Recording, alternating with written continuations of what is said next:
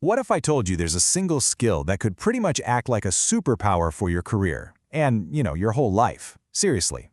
It's not about working harder, it's about working smarter, and that skill is planning. Now, before you tune out thinking about boring corporate meetings, just stick with me. We're going to reframe planning as the ultimate tool to get what you want faster. So let's dive in.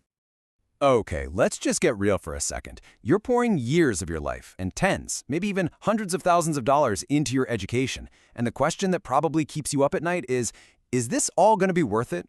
Will this path actually lead to a career that can handle that student loan debt and let you build a life you're genuinely excited about? It's a heavy question for sure, and it's one we've got to face head on.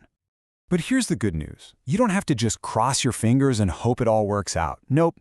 There is a way to take control, to put yourself right in the driver's seat of your own future. And that tool, the answer to that big, kind of scary question we just asked, is exactly what we're talking about today. Planning. So where do we even begin? Well, this isn't about wishful thinking. It's about having a blueprint, a proven roadmap that can transform a vague dream into a concrete reality. Let's break down this first section. The 5-step planning blueprint. First things first, let's make sure we're on the same page. What is planning, really? Just think of it like a road trip. You got to do two things, right? First, you pick your destination. That's your objective. And second, you have to pull out a map and figure out the route. That's determining how you're going to get there. It really is that simple, knowing where you're going and having a solid idea of how you'll arrive. So here is that process, broken down into 5 totally logical steps. Step 1 is picking your destination. Step 2 is figuring out your starting point. I mean, you can't map a route without knowing where you are right now. Step 3 is basically checking the weather and the traffic, what future conditions might affect your journey. Step 4 is when you actually draw that route on the map. And step 5? That's when you start driving, but you also keep an eye on your GPS to make sure you're still on track and adjust if you hit a detour. So why even bother with all these steps? Because without them, it is so easy to fall into what's called the complacency trap. Picture this. You're in a raft on a river, just letting the current take you wherever it wants. That's complacency. A plan is like giving yourself a paddle and a rudder. You're no longer just a passenger. You are actively steering towards your destination. It puts you in charge. Okay, so we've got our blueprint. Now let's fill up our toolkit. See, not all plans are created equal. Just like a carpenter has different tools for different jobs, a good planner needs different types of plans for different situations. Let's break down the 2 main types with a sports analogy. The strategic plan, that's the head coach's grand vision for the entire season. It's something like, we are going to win the championship by having the absolute best defense in the league. That's the big what and why. But then you have the operational plans. Those are the specific plays the coach calls during the game to counter the other team. That's the nitty-gritty how and when. See? You need both the long-term vision and the short-term actions to win. Now let's bring this home. Let's talk about your career. This brings up a really big debate. Are you a tight planner or a loose planner? Think about it. Do you want a detailed, step-by-step map to becoming a partner at your firm by age 40? Or do you prefer more of a compass, a general direction that lets you explore unexpected side roads and opportunities that pop up?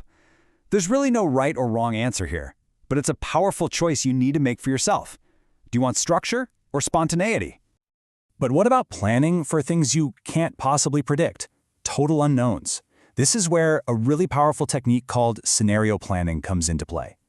It's not about having just one plan. It's about having multiple plans for different possible futures. As a Shell executive famously put it, the goal isn't to predict the future perfectly. It's to condition the organization to think, to basically have a mental rehearsal for different scenarios so that when a major shock hits, you're not frozen in surprise. You've already thought about it. Okay, let's talk about a huge roadblock for any planner. It's called the planning fallacy. And this is that universal, super frustrating human tendency to be wildly optimistic about how long something will take. If you've ever pulled an all-nighter for a project you thought would only take a few hours, well, you know exactly what this feels like. So just how far off are we usually? 10%, 20%? The research on this is kind of shocking. On average, we underestimate how long a task will take by 40%. Yeah, let that sink in for a second. That 5-hour project you have, it's probably going to take 7. That's not just a small miscalculation. That's a recipe for blown deadlines, failed projects, and a whole lot of stress. Honestly, just knowing this bias exists is your first line of defense against it. All right, we've looked at the theory, the tools, and the traps. For this last section, let's get personal. How do we take all these big ideas and apply them directly to mastering your time and achieving your goals? The legendary Stephen Covey absolutely nailed a key insight. Successful people don't just do more things, they do more of the right things. They zero in on what adds value. This is a huge mental shift. Planning isn't about creating a rigid minute-by-minute schedule that you'll never stick to. It's about figuring out the 2 or 3 things that really move the needle for you and then fiercely protecting your time to get them done. So here are the tactical moves, and I really want to highlight one that's incredibly difficult but also incredibly powerful. Saying no. Every single time you say yes to some small request that isn't really a priority, you're implicitly saying no to the big goals that actually matter to you. Taking charge of your schedule means becoming the gatekeeper of your own time. Look, a plan is totally useless without a clear destination. This framework, which you might know as SMART goals, basically gives you the anatomy of a great goal. Check out the difference. A bad goal is, I want to learn Spanish. It's vague, right? A SMART goal is, I will complete 1 lesson on my language app every single weekday for the next 6 months so I can have a basic conversation on my trip. One is a fuzzy dream. The other is a clear, actionable target. And this, right here, might be the most important point of all. Listening to this is the easy part. The hard part, and the part that actually creates real change, is turning these ideas into daily habits. The real power isn't in knowing this stuff, it's in doing it consistently, day after day. So let's not wait. Let's make this actionable right now.